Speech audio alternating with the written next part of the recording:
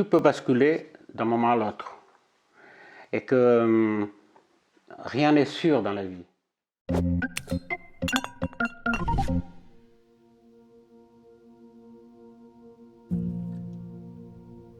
Alors, je m'appelle Mario de Souza Fernandez et je viens d'avoir 67 ans.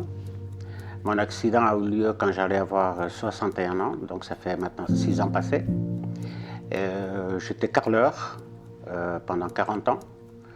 Et 12 jours avant mes 61 ans, mon accident a surgi et je me trouve en fauteuil roulant maintenant. C'était un passage assez délicat où est-ce que j'ai tombé. Souvent, je disais aux autres collègues, à mes collègues, ou même à des corps d'État d'autres chantiers, d'autres entreprises, je leur disais de faire attention parce que c'était dangereux. Sauf que ce jour-là, il y avait un vide d'une cage d'escalier et on avait fait une plateforme à 1,20 m d'auteur qu'on montait dessus à l'aide d'un bidon pour passer sur la plateforme pour aller au-dessus. Et ce jour-là, moi, je passais quelques fois aussi par là, mais en faisant attention. Sauf que ce jour-là, j'avais des bidons d'eau dans l'échappement. Et le passage qu'on pouvait utiliser ailleurs, il y avait les gens, une entreprise de Suisse allemande qui posait le granit au sol.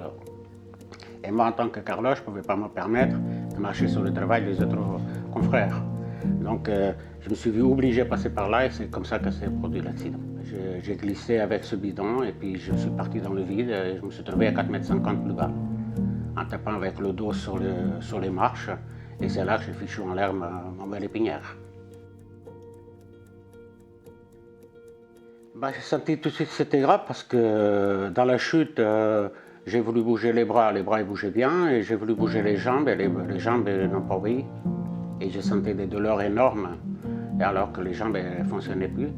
Mais en attendant que les pompiers arrivent sur le chantier pour me donner de la morphine, pour me calmer les douleurs, c'était vraiment horrible, vraiment horrible. Je souhaite ça à personne. C'est inévitable, ces choses-là. À partir du moment que la sécurité n'a pas été faite dès le départ, pour sécuriser ce passage, l'accident ne pouvait pas être évité. J'avais pensé même d'aller dans les centres à Lausanne d'apprentissage pour faire un petit speech avec les jeunes carreleurs, tous ceux qui sont concernés avec le bâtiment, juste avant leur CFC, parce que leur faire prendre conscience que ce n'est pas par plaisir que je suis en fauteuil roulant.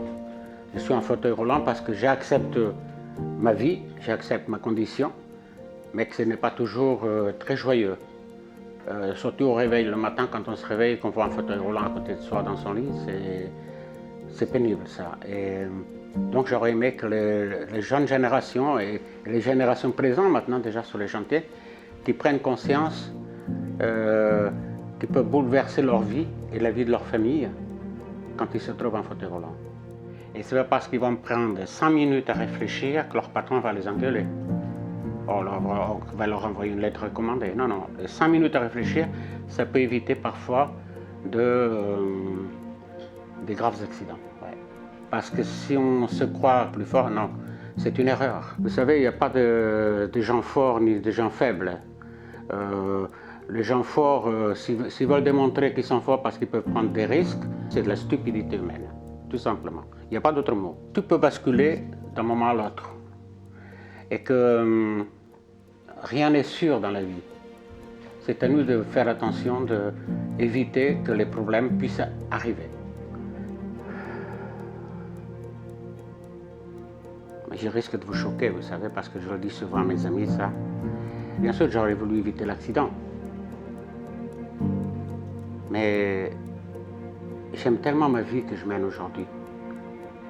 Des fois, je me pose la question si je voudrais devenir comme avant et être stupide comme les gens sur les chantiers. J'aime tellement ma vie, j'ai mis du temps à accepter mon fauteuil roulant. En réalité, quand je suis dessus, je ne le vois même pas, mais au réveil, je le vois, mais quand j'ai mes fesses dessus, je ne le vois plus. Mais franchement, si j'avais une baguette magique,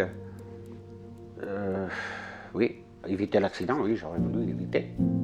Mais maintenant que j'y suis et que je sais qu'il n'y a pas de marche arrière, j'apprends à vivre avec et être heureux comme je suis. Ce qui me plaît dans cette vie, c'est savoir donner de la valeur aux toutes petites choses.